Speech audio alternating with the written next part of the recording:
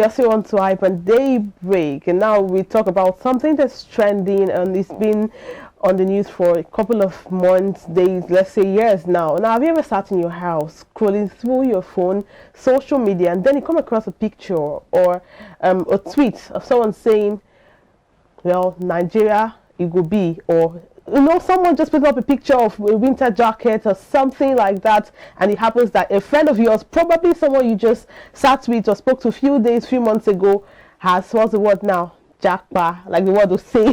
Now, that's this Yoruba adage that says when your yam is getting done, you cover it with your hands. Now, this proverb is simply saying that when you are prospering in certain areas, that there are evil people somewhere around, some superstitious belief now, evil people will not pour sand into your gari like the average Nigerian will say. But now, the proverb like this have a place in friendship? And now, does these rules apply to you and your friends? And that's on this topic. That's where we have Mercy and Samuel joining us. Mercy, good morning. Samuel, good morning. Good morning, Margaret. Now, we know the trend. We know the thing. No Nigerians, Africans, superstitious beliefs, not undermining the fact that these things do happen. But for things like this, would you leave the country without informing your friends? Maybe because it could be a surprise, or you just do not want someone pouring sand in your gari, hampering your chances of living, maybe because you think someone is a witch somewhere and will monitor your movement. Let me start with Mercy. Okay, so I would say this is from different angle actually, because again there's levels to friendship. For example, if I'm traveling out of the country, I will tell my friend, but I have different categories of friends. Not all of them. I won't just pick on and call Margaret, call Samson, call Sam. Maybe I'll just tell one person. But again, I understand if my friend traveled out of the country and she didn't inform me, I'll just be happy for her, because again, I understand, because this is Nigeria. And there's what they call word people. That's what they call word people. But aside that, there's difference between I'm traveling out of the country, the processing is ongoing, I've informed everybody, at the end of the day, it did not click. At the end of the day, you will say, okay, maybe it's because I told my friend. Yeah. So why not do your processing, ensure your visa processing is done already, your visa has been approved. At that point, that is when I will tell my friend, not because I don't love my friend, Margaret. Just because something happens, you're not disappointed. Still, I will not be disappointed. So let's assume, okay, I applied for, I want to travel to UK, for example, and my visa was denied. I just know within me that, okay, I've tried this thing before. Maybe one of these days, me and you as my friend, we are not just, I will say, yes, I've even tried it before, but it was denied. But let's assume I told you. Then you now passively told something, not because you want to tell something about me. You're not say, even my Messi is trying this thing, Messi is planning to travel too. But because I told you, if the thing did not click, I will not be feeling like, did Margaret do something? No, you did not do anything. I love you, you're my friend. But maybe you've already informed people. But again, this is Nigeria, you understand. All right, Samuel. All right. I think where I would want to come in is the fact that aside from superstitious beliefs, Nigeria, to be very precise, we have this mentality of entitlement. Do you understand? And I think that's where the question of whether to tell somebody or not to tell somebody hails from. If that issue is addressed, we will know that there are some things that we should not hold so dear as per somebody telling you some very confidential issues or issues that are not confidential. That's one. Then two, I don't think it is cast in stone that if you're in a relationship or friendship with somebody, you must always tell the person your moves. Whether or not that person tells you his or her move or not, it is never cast in stone. It is subject to that person to either tell you if he wants to move or not. It has nothing to do or any function of the person does not have that, likeness with you, likeness towards you, or is not so intimate, with you. It's not a function of that. He or she felt that information is a private information, or is an information that is not meant for the public. It is his personal information. And if the person wants to still tell you, it is subject to that person. He feels he wants to tell you. It has nothing to do with your friendship with the person. So we must understand that, so that we don't feel that people owe us any explanation or accountability for whatever they do. Well, yeah, I understand your point. If I get to something, I understand your point, but still, I still maintain the fact that it depends on the level of friendship. Yeah. I can be friends with you, with Mercy and with Samson, but I can be closer to you. Probably I've known you from my primary school days, and I just met Mercy probably some years back. Maybe we are family friends. Your father is my father's friend, and we grew up together. So I expect you tell me your every move. You know, there's a thing about accountability. So levels of friendship matters, and also when you mentioned relationship, you cannot be in a relationship with somebody, and although you cannot be always in the person's face, though, but some informations that involve certain things are important to be shared, because based on safety, you understand. If I'm traveling tomorrow, there are some friends, maybe because I'm a private person and my informations, I believe they should be left private, except things I want to share. Not because I may not even share so much with my extended family, except my mother, my sisters, and my father. My cousins may not even know. Doesn't mean that I don't love them. No, because I feel like those are the ones that deserve to know that information, because of maybe the privacy I want to maintain. But it's still different in different angles. Samson, what do you think? Well, I think we have to look at it from the conflict between individualism and communalism. Now, in Africa, we are more of a community. That's what has been obtainable over time. There's a Yoruba saying that it's only one woman that delivers a child, but it's the community that owns the child. So there's always that sense of I understand where those who claim or call it entitlement, I understand where they're coming from, but there's always that sense of communal living among us. So when you have a group of friends, be it 3 or 4, there's that, in quotes, communal notion that, oh, okay, at least to a very large extent I should know what's happening with you. So if I was hanging out with you yesterday and then this morning I'm online and I see that you relocated and all of that, there's a bit of hurt that will stem from, oh, why didn't it tell me? Am I being perceived as a threat or a danger to his or her success and all of that? That would stem from the place of that communal instinct that, okay, we're friends and we should be accountable to each other. We should bear some sense of responsibility to each other, and that would mean confiding in you and I. Having said that, there's also the place of individualism, that individuals have a right to dictate how their lives should go.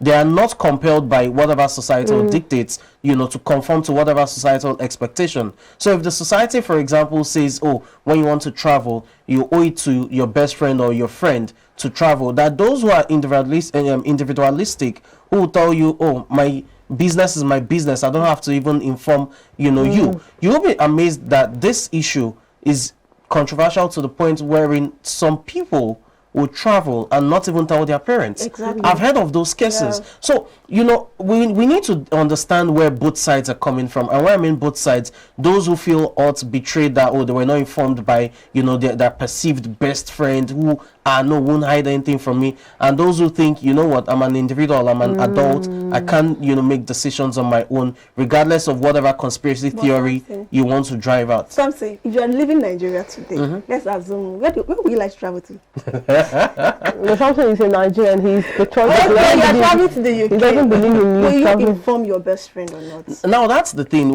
How do you define best friend? Over time, as closest friend. Wait, let me come in. Over time, we've noticed that as humans, our needs or desires have changed over time. For example, when you were young, you probably had a career ambition. Samson, you like English. Wait, now that's where I'm coming to. There are those who are lucky. They've had one best friend right from childhood, all through primary, secondary school and all. There are those who from primary school, they had a best friend, but probably due to distance and all of that, gone to secondary school, had another friend. You're better at the time. Do you have a friend? Now, I have friends, at the time, exactly. At the time of the time. Now, that's the point. How do you, position someone as a best friend? Okay, that's messy. That's English. I'm trying to understand what he's saying. That simply means you are not someone who does the best friend thing. No, I've not said that. Yeah, I'm trying to say that, but I'm actually understanding what he's driving at. Now the truth is that personally, I do not believe in best friends. I don't know. I don't think You're not speaking for us. no, I don't think I believe in best friend, like best sister. But you have a childhood friend. I have, well, I've never been someone who had friends. Okay, so I have a friend for over 25 years now. I don't think I have friends that long. We are not that very close as we used to be before. But again, we still call ourselves, check on ourselves, we still give ourselves details about ourselves. Okay, this is what I'm doing, and this is what I want to do. And I have friends in my university days. Exactly. But that my childhood friend, you still have that person you are very, very close to. No, as a matter of fact, if you talk about childhood friends, I have people that I know from childhood, but the person I can call closest friend, I didn't know him from childhood. So it doesn't matter whether you know the person 20 years, 10 years, but you have this person that is close to you. Margaret, I'm your friend, but am I your best friend? No, I'm not your best friend. Yes, I don't even have but a you best have friend. someone that is very close to you. Now the thing is, you mentioned, some people travel without even telling their parents. I want something to answer this question. That's the thing. It's not a polar question that demands a yes or no response. Okay. So here's the thing. There's a difference between acquaintance and friends in that sense. Having said that, I think just let's dwell on something first. We'll stay there forever. So before we go, let me just take some tweets how to know some persons when they're about to leave the country. Well, someone said at Tribe1NG tweeted and said, once you see your friends start selling houses, appliances on Twitter, don't wait for them to tell you they're about to Japa, confront them. Well, this happened to me. I needed to change the furniture in my house, and I needed to sell. When I was moving, so I didn't want to move with all of those stuff. I needed to sell them, get better and newer ones removed. And I was selling my home theater. I was selling my what's it called, the TV console, and someone asked, are you about to Japa? I said, so I cannot sell to maybe replace because I'm moving, I needed to relocate or something. Okay, the question was, are you relocated out of Lagos? No. You want to travel abroad? No. I was just selling to get new stuff. So this is actually very true. But people, some don't you think people sell their things just because they want to get new stuff? Doesn't necessarily mean they are jackpotting or something like that. It depends on the way you look at it. You like English like something? No, it's a normal thing. Okay. Some people can decide to buy new stuff without selling what they have to get those things. Some can decide to just do the other way around. But it depends on how because I know somebody who said, whatever I say is what I've said. How you comprehend it's just your responsibility. So that's why I said it depends on how that person sees it, and it goes back to what I said. Our mentality has to change if we must get some certain things right. Do you understand? But with the trend in Nigeria now, everybody knows Japa is the trend in Nigeria now. See, I grew up to understand that your information is your information. If you want to disclose it to me, you would feel free to do that. I don't have to tell you. But it has nothing to do with my friendship with you. We must understand where our limits stop. I understand. That's your friendship. I really do understand that. Trust me. Because I understand the other place where when you share information with friends, it bonds you both. When you are close to somebody and you're always getting information, you get so close to that person. But you should also understand that there are some information that are so personal. Let's say has a lot that the person might not be free to share. Okay, let's get. No, I want to go back to your tweets. Okay. So of recent, one of our family friends, we just realized he displayed different thing on his WhatsApp status. He wants to sell his TV, he wants to sell his mattress, and the next thing I said is he wants a Japa. Before you know it, like 3 weeks later, this guy was already in UK. Okay. On education tourism. So it's a common trend now. If you even go on Instagram, there are different pages on Instagram. You see people selling their clothing, the clothers, and you see relocation. Yes. That's the major reason people are selling. It could be relocation from Lagos to Abuja. No, Margaret. It could be from. I buy your idea. I know. But you know the major thing. They are like, out of 100% of people selling their properties now, you can say 60% are moving out of the country. Well, I understand, but interestingly, if I want to move out of the country, the last thing I would do is to want to sell my property, because that would make a lot of people. Do you know why people sell their properties? They're trying to gather funds. People sell their cars, all their assets. If I want to sell my property, if I want to travel out of Nigeria, I wouldn't do it myself. I would give it to. I'm the one, because I can do it that I've way. even seen people who call their family members to say, "Come and stay here. I'm leaving." I'm selling exactly. You know, when you have that fund, it's a different. It's a stroke for different folks, as they would say. It depends on the. When you have your money set, you don't need to sell anything. You just move quietly. I think that's the best. Anybody that wants to move to avoid people start asking you, are you all those kind of questions are quite. The person to say your proxy. Alright, the next tweet said, if someone doesn't share their Japa plans with you, the best you can do as a friend is respect whatever decision they might have and wish them the best. Playing that entitlement card is, well, that's what you said. Let's not go over that again. Well, another one says, if a friend doesn't tell you about their Japa plans, it doesn't necessarily mean they don't value your friendship. Yes, so, they could have genuine reasons for not doing so. So one could be that they don't believe they are actually leaving the country until they get past immigration gates. I understand, trust me. And the response is said, the next tweet said, for some people traveling abroad has been a far dream that they wouldn't want to talk about until the dream is tangible, and physically being in that foreign land confirms this dream as reality. No, they don't think you're an evil person. They also do not believe their luck. Oh, well, someone else, the next person said Abraham Okatu. Now, pastors make people they Japa without telling their close friends and family, even relations. They don't make somebody be rich to everybody. SMH. Well, I can relate to this. Yes. See, I don't want to water down the fact that evil does exist, and trust me, some people are really superstitious. Now, I don't was, growing up, we had our parents tell us that if you are traveling, don't tell anybody. Especially the home video things. You tell, there's this movie I saw while I was a child. I don't know if it's all this blood money. Don't know you are traveling. Tell someone you're traveling, and next thing they are putting something in your car. Those home videos helped shape our minds into believing. Currently, if I'm traveling, I've gotten so used to that I rather travel at night. Like I don't want anybody to know you're traveling, because it's not because of superstitious belief. That privacy of where are you going to, when are you coming back? I don't like answering too much questions. I do not like answering. I don't like answering too much questions. So if I have a flight, I either tell you I'm going somewhere or I'm going to someone else's house to go to the airport from there. I don't like too much questions, but that helps shape our mind. And also, superstitious things does happen. So I don't know if I'm the only one who believes that superstition is real. Okay, so there's this video that trended on TikTok. The guy had already, the visa has been approved. In fact, he was on a connecting flight to UK. So the first destination now, connecting flight, you go to a country, so the first stop was Turkey, I guess. You won't believe that he got to Turkey. When he got to the border line, he couldn't find his passport again. The same passport he used at Nigeria airport. What happened?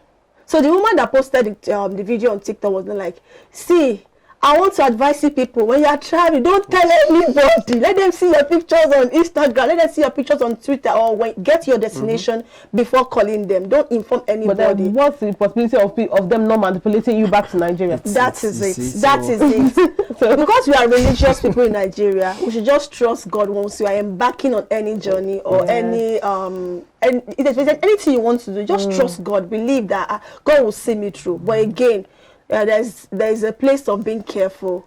As you're trusting God, you don't have to broadcast it. You don't have to tell the whole world I'm traveling. So while growing up, I used to know a doctor. This doctor wanted to travel abroad. Everybody on the street knew the doctor wanted to travel abroad. But the doctor died, he did not travel abroad. But we know he had that plans that he wanted to travel abroad. But what went wrong? It was not the agents he was using. The agents he was using were not genuine. So they were just collecting his money. But we knew he wanted to travel abroad. So why do you have to just broadcast what people don't even broadcast, or one reason why I wouldn't even, or some people wouldn't broadcast, maybe because they want to be an object of mockery if that doesn't work. Not because they think you are going to stop them. Just that mockery.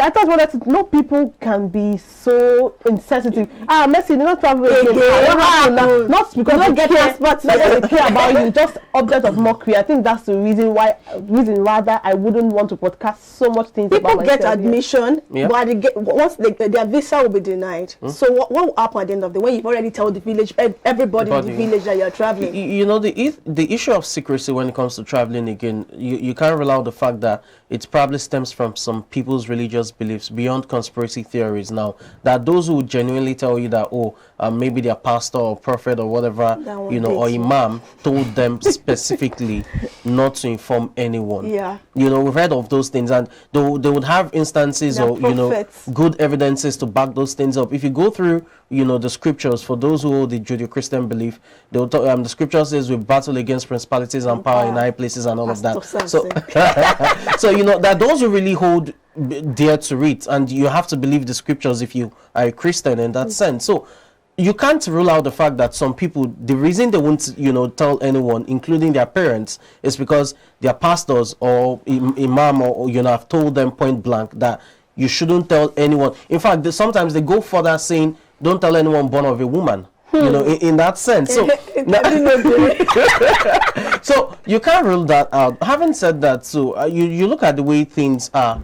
As you said, what's the assurance that, okay, you didn't tell anyone here, when you get there, you still can't be, in quotes, jinxed, or by fetishists and all of that. So I think it boils down to what people hold dear to themselves. That those who hold the religious aspect there, and they'll tell you, oh, it's based on the vision, my pastor saw or had for me and all of that. That those who are just mere secretive, they're just individualistic in their own doing. They just feel like this is a personal thing to me. It's a personal dream I want to achieve, and they're not ready to. You understand? And there are some who believe, okay, I just want these things to click. I will tell you. Do you understand? As a matter of fact, there are also some who may not even tell you, post pictures till like 1 year or 6 months into their traveling, and that's the truth. Well, someone was asking me. But the thing is, some places don't even as much as posting their wedding pictures until 3 months after their wedding. Even your close friends will get married. They will even tell you they're getting married. Don't be happy for them. And if I see your pictures after 3 months, probably you come to the office with 2 rings and a 2 month pregnancy. Congratulations! Congratulations! It's something I can even do. So why would I even be angry that someone is doing that? People should be able to share information to who they are comfortable with sharing information with. Whether you are my best friend for 25 years or I met something for 2 years, if I feel comfortable telling something, it should be my business. So if you're angry, it should really be your business. But then still, quickly on this issue of folks getting angry and all. As I said, it just probably stems from the notion that over time our forebearers had that communal living, and they feel like they owe themselves a bit of accountability, especially when it comes to friendship. That, okay, as a very good friend, when they say inner circle, you should at least be able to tell your friends or carry them on certain things. It may not be the entire process. It may not be at the initiation process. It could be, okay, the visa has been procured, and maybe I'll be traveling in 3 days' time. But when you do not do that, for them, it's a deal breaker, because they feel like, oh, you procured the visa, and all of that, you got it, and then maybe 2-3 weeks down the line, you have traveled, and I'm just getting to know. Again, all of these things stem from different... In fact, when I tell you or not is my business. Exactly. And how you take it is your business. But you mentioned something about family earlier. Some persons don't even tell their family members at all. Even their parents. Until when they just land there like this. And now, okay, I'm in Germany.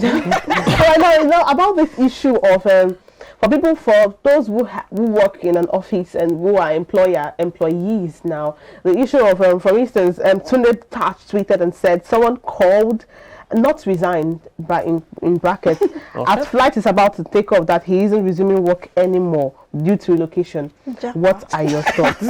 Well, and someone else said, Sheiks Lavia said, do people really forget they will need recommendation letter for the future from their former jobs? Some firms will even mail their ex-employer to know what's up. Well, another tweet read, resigning from abroad might have been preferable given how my former employer treated me after I left. I was coming to this actually. I anticipated they would do, but I still did the honorable thing. We move. It makes sense to always do the honorable thing.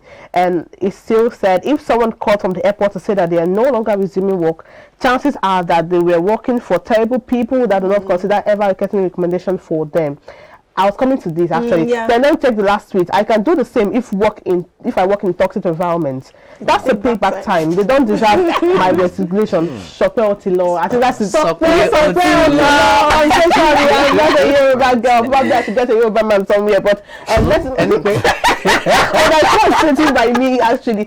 Chopper law. That means it's gone. It has gone. It is going. It's going. Now, before I saw this tweet, it's as though the person who tweeted this took out the words from my heart and tweeted.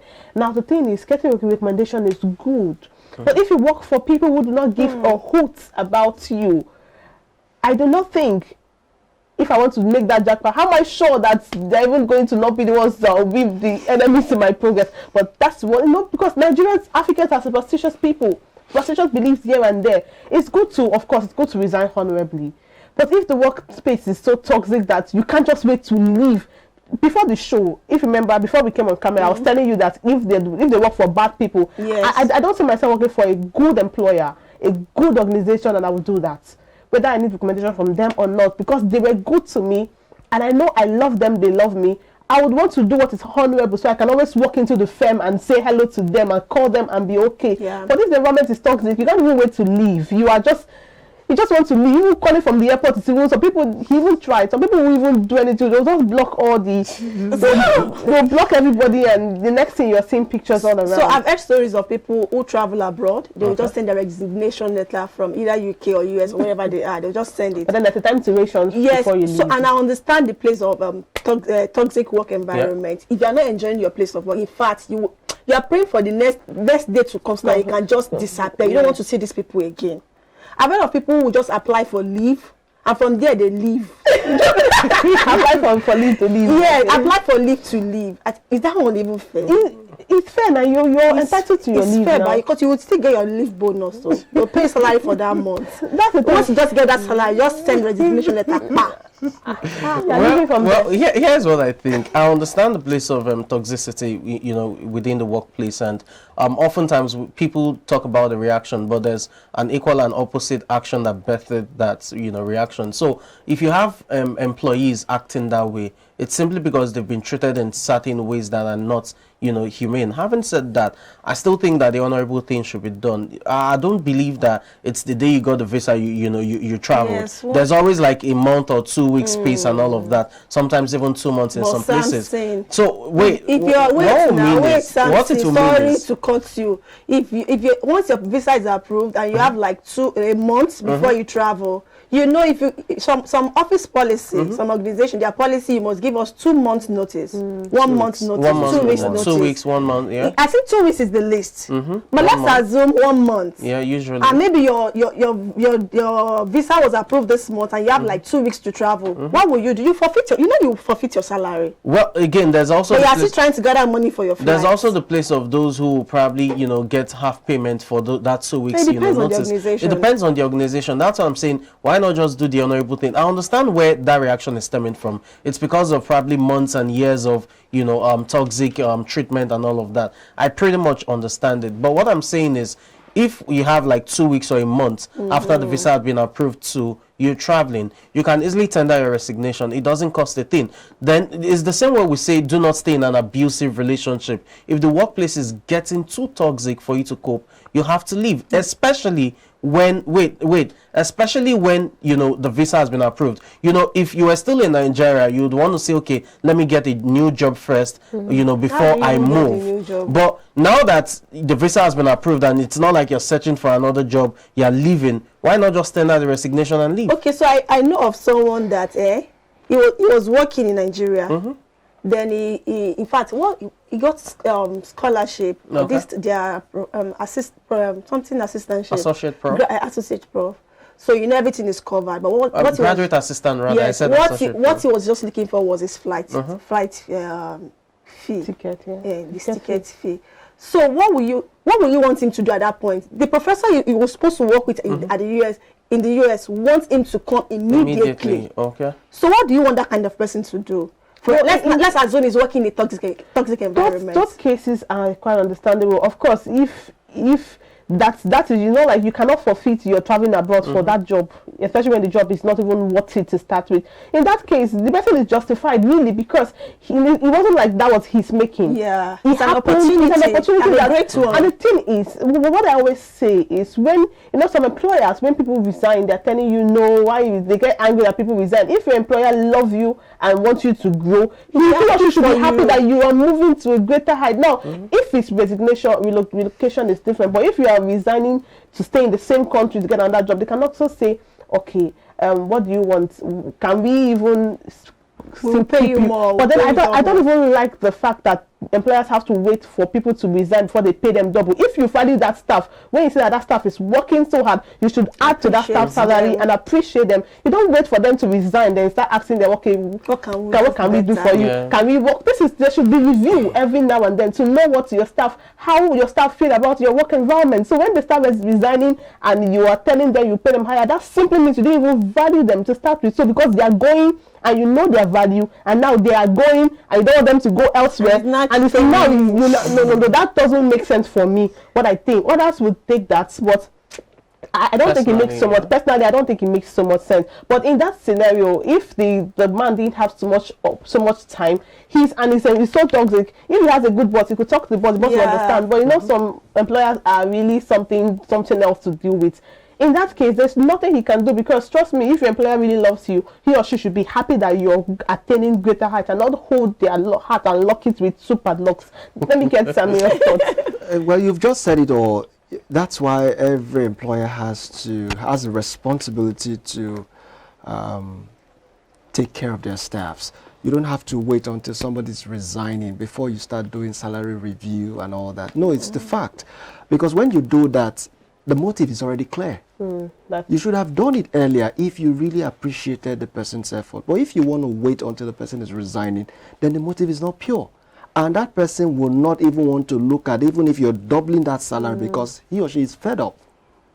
You get? So when we see things like this, you should know that that person's situation is really, really terrible. If you see somebody resigning for just because, not because of what he's been offered somewhere, but just because he wants to leave, just know that that situation is really, really terrible. And it may not even be salvaged, because even if you increase that salary, would you take out the toxicity from the workplace? He's leaving not because of the salary, he's leaving just to have peace of mind. Because the moment he thinks of that employment, he starts having some certain kind of feelings around him. And you will even notice the way he carries out his or her responsibility will tell you that this person is fed up.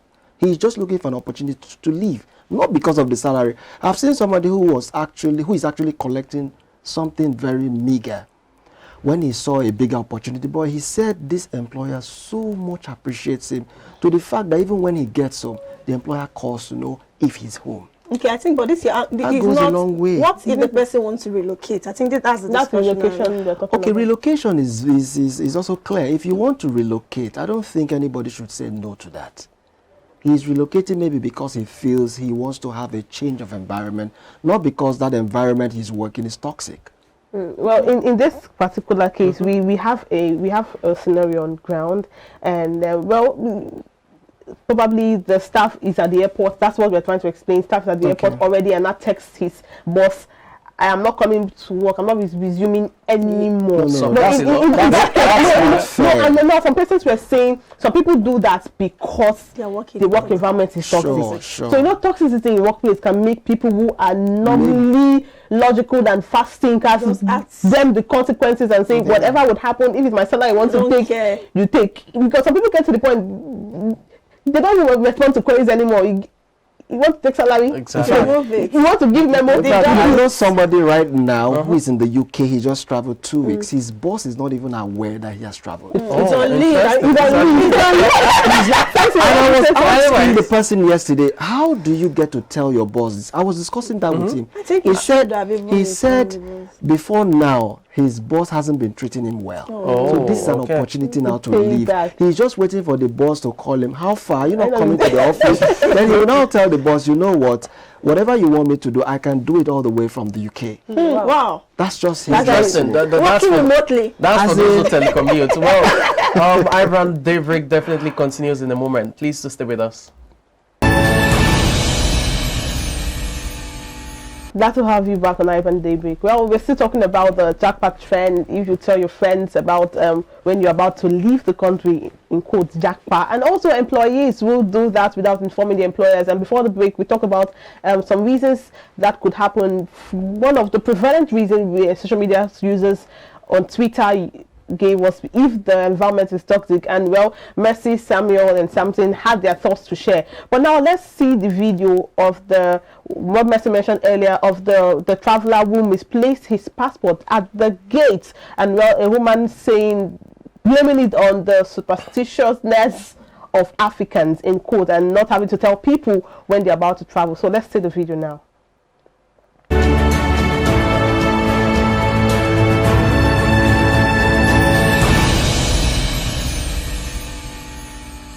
I just learned another lesson this morning. Hey, you the Japa, una no tell us you the Japa. Please don't tell anybody, I beg in the name of God.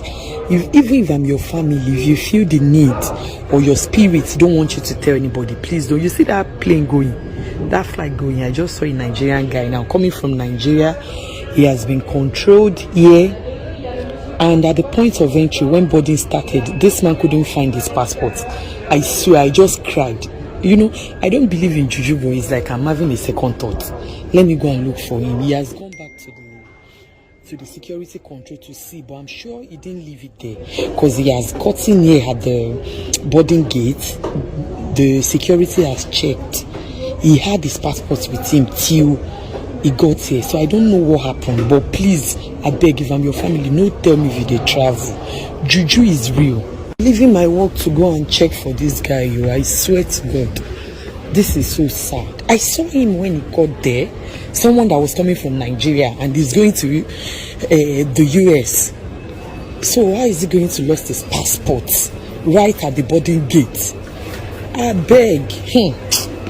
If you want Japa, oh, don't tell anybody. Oh. If you reach London, call me. I go pick him. If any of your family members are angry because you didn't tell them you want to Japa, let them be angry. Oh. Let them stay mad. More juju is real, man.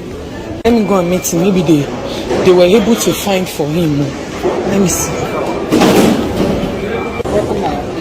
Ouais, j'avais vu à la salle d'embarquement. Il a perdu son passage. Passport. Are you sure you didn't go to any restaurant? Most has been here. I cannot drop it carelessly on my way to the gates. Your friend is good. This is so sad. I saw you, that was how I followed you. I saw the name, you are a Nigerian. This is very mysterious. It's mysterious. I don't know how I could have.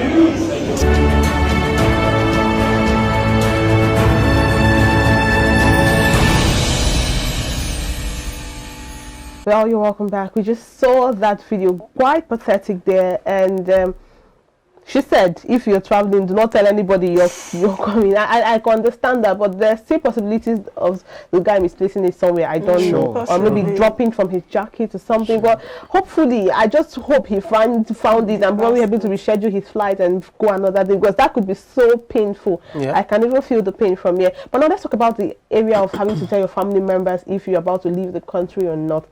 Depends on the family member, how close you are.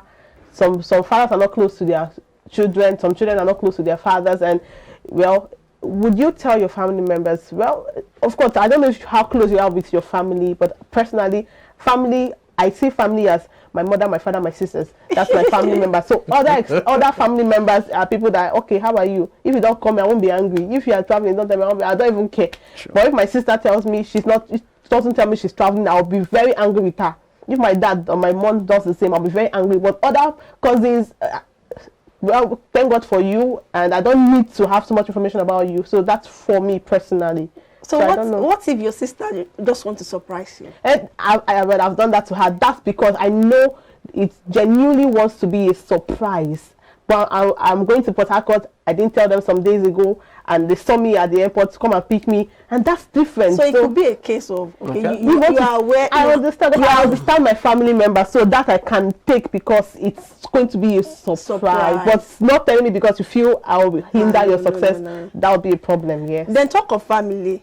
Okay, you've already explained it, that is either nuclear or extended family. For me, if I'm traveling, because I'm close to my parents, I will have to carry them along because I need their prayers. Yes, very important. Yes, I need their prayers. It's very, very important. But there are people who still travel. They will not even tell their parents. They won't tell their immediate siblings. But I can't just want to travel now and start calling uncles and aunties. But I know someone who had to depend on his extended family before he could travel. I shared the story earlier. The guy got a graduate assistantship position in the US, but he was looking for flight ticket fee. he could not raise it. He had to call family members, from someone bringing 20,000, That's because he 10,000. had family members that could. My family, extended family members will not give you 1 naira. They even bought that. So, but this guy, during the process, when he was writing his cold mail and everything, he didn't inform anybody, of course, because he was just trying his luck. But when he got to that point, okay, this thing don't click, now money remain.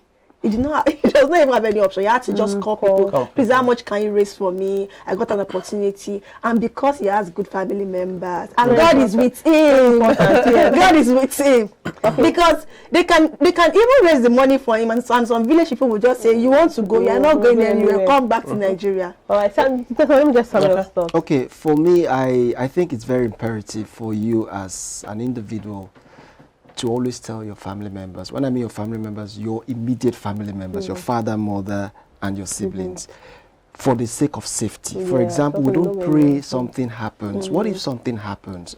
Who are the first point of contact? These are your parents. Before they start thinking of your brothers somewhere, your sisters somewhere, I mean your uncles, your relatives, your family members are your first point of contact they would reach. And it's going to sound stupid for them to call them to say, okay, they learned of something that happened to you somewhere, and they're like, We thought she's it illegal. looks But so, she's in Lagos. No, it's not my child. She's in Lagos. it looks so stupid of them, and it looks so embarrassing for them to say, we don't have any information as regards that, and they begin to learn from it that very moment. It doesn't speak well of you, and it doesn't speak well of the family. It shows that there's disunity among the family, and it has so much to say about the family. And I can understand if a relative, is about to travel and he doesn't, or he or she doesn't tell his other relative. I know of an uncle of mine who wanted to travel to Qatar for the first time. He's been processing this for the past, for years, and fortunately this thing happened. He was given 5 years, stay in Qatar. I got to know 2 days when he was about to leave. And how did I get to know? He called to say, you know what, I'm sorry that I've not told you guys, because I don't want to bother anybody. I know what it entails financially, and I've been trying to struggle for it, but unfortunately it's not working, and I have just 2 days to leave. I understood. I weighed into the situation, and he told me what he's left is just his flight ticket. And within 2 days, I was able to rally around to give him that money. You understand? Because I understand, I don't have this entitlement. I grew up with that mentality. So it's really helping me and shaping the way I see things and the way I react. But because it's your uncle, right? Even if it's not my uncle. What if it's your immediate brother? Even if I would take it that same way. I give people reasons for some actions, and it helps me in my own reactions. That's just it. Yeah, I think different people would have different reasons they don't tell their parents or immediate family members. We talked about the religious aspect, that those who are religious, I'll tell you, my pastor said, my imam said, don't tell anybody born of a woman. So we said this born of a woman because apart from that, because we've heard of these stories, we've heard of these things. It looks like a Nollywood script, but there are things that happen as well, especially for those who attend Orthodox churches. For Christians, they get to hear some of these things sometimes. So those people won't tell their parents on the basis, or family members on the basis of religious beliefs. Now, for those people, my only concern is, how do the parents react? That's what I'm looking at. That it may not even be it may not be a function of disunity within the family, as you said. You could have a closely knitted family, quite all right, but because someone is extremely religious, the person then holds on to that vision and won't just tell the parents. My only concern is, how do the parents react to that? You hear all of a sudden your child calls you and says, "Oh, mom, I'm now in the UK. I traveled 2 days ago," and as a mother or as a father, you're wondering, "I still saw you 3 days ago." I think most Nigerian mothers will just be happy. They will see the good side of the movement, of the Japa. After feeling hurt and betrayed. No, I'm just feeling most Nigerian mothers. They will just be happy for you. Oh, it's not abroad. Oh, it's not America. Thank God. It's a two-way thing. Yes. So, like you have a point. You have a point. Something has a point. But the thing is, I still, no matter how much someone tells me in particular, this is for me now. Don't tell anybody born of a woman. That's something would say. That's also say. The thing is that I do not think if anybody in the world would do anything bad to me, it would be my immediate family. It's short. I rather prefer my immediate family does the hurt to me than someone else does. So if you tell me don't tell anybody, I may not tell my boss. I may not tell anybody. My mother, my father, my sisters. I don't think these are people that will give their blood for me. So if I would tell, it's better they do the thing to me than someone else does it to me. That's if they are superstitious. I rather have them do me the jazz. Now imagine that's the word now than someone else do it because I trust them with I trust them with my life, but I don't believe that. I believe that if they are going to a what's it called, a superstitious house for my sake, it's for my good. It's just what I believe for my immediate family because of how much. Okay, Margaret, you say you trust them and because the family is united. But you know, in Nigeria, there are families who are not united. Exactly. I was coming to that. I was also coming to that. There's some families that their mother and their father are siblings are fighting each other. So that I can understand. But personally, if you tell me don't tell anybody born of a woman, when my family, I won't see them in that circle.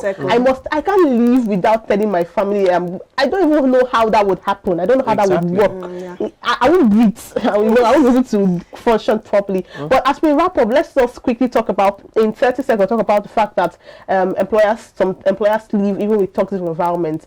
Personally, I believe that irrespective of how toxic the environment is, living honorable is important. Now, not because they deserve that honorable movement, but because of who you are. It's more like someone hurting you and you decide to pay the person with a good deed, not because they deserve the good deed, but because you deserve peace in yourself. So for some employers who are hurt by how their employees rather who are hurt by how their employers has treated them, I think living honorably is not for your employer. It's for you, because two blind men cannot lead people. You fall into a ditch. So one has to show the next person that you messed up, but I'm a bigger person by showing you that I can still be responsible and reasonable and doing the right thing even when you're doing the wrong thing. And that's the way, most times, the way to make people learn from their mistakes is it's not by treating them the way they treat you. Because if we treat people the way they treat us, nobody will live in the world anymore. I may just come and beat something up in the morning, something is beating the next person, and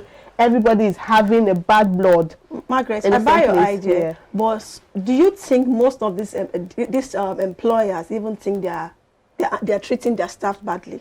Some of them they are doing something wrong. We have 30 seconds. Some of them don't even believe. Some of them think they are doing you a favor. Some think they are doing their best. We're paying our salary now, and they should die while you're paying. While working for us. We own our life. That's another discussion, really. But at the end of the day, I think two wrongs don't make a right. You know. So, and the best thing to do would be to live honorably. As I said, once the visa was approved to the day you are to travel or whatever, there's always a window. Within that period, you can always tender your resignation and live honorably. I would say live with your shoulders high. All right, and that's it. That's where we wrap up this particular segment. We've had an amazing time with Samuel and Mercy, and of course Samson, my right hand man, right here in the studio. Yoruba man. The one I've been searching for.